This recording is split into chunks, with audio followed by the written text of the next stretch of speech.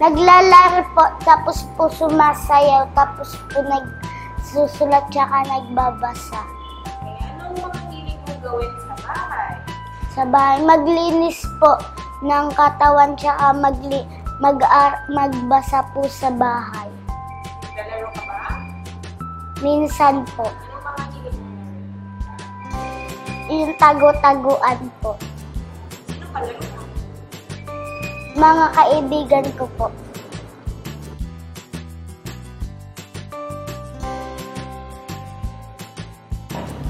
Ang favorite ko po ay magsulat sa sponsor ko para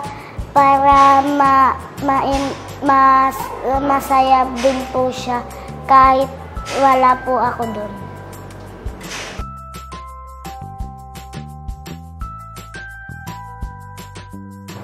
Ang idol ko po si Julian San Jose. Bakit?